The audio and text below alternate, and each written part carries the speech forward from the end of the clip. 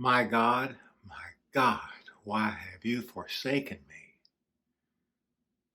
I think these are the most poignant words of Scripture, perhaps the most heartrending words one can speak, if one has the courage to say them.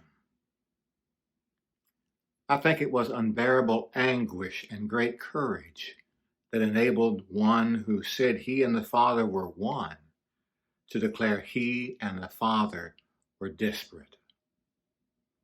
If you've seen me, you've seen the Father, Jesus earlier declared.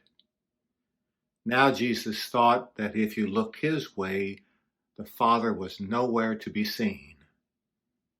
Only one so filled with God's presence could feel so empty when God was absent. Some say Jesus said those pain-filled words to fulfill prophecies, to play out a role he was assigned and had accepted. Some say it described a brief moment in Jesus' life. If that's true, then it must have been a moment that felt like forever. If Jesus spoke these words for the crowd or for effect, and didn't really mean this cry from his broken heart, then why trust anything he said?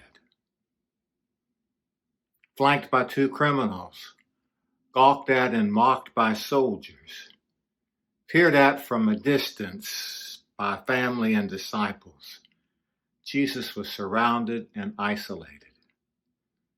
When one is alone in the midst of a crowd, one realizes how painful it is to be with people when one isn't with them at all.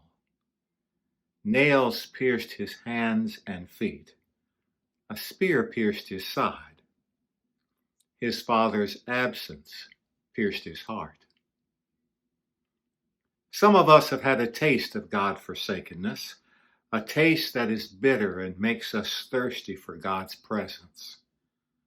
Some of us have felt alone with others close at hand. Some of us have never known what it feels like to be without God's love, grace, and mercy embracing us. Some of us will one day know what it feels like to experience emptiness for a moment that is far too long.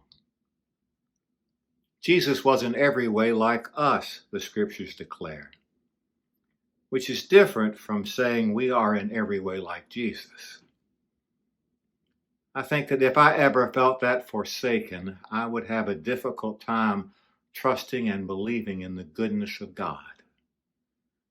But Jesus did believe, even though for a moment he may have wondered if there was anyone or anything to believe in. Though he felt abandoned, he offered these words to his Father. My God, why have you forsaken me?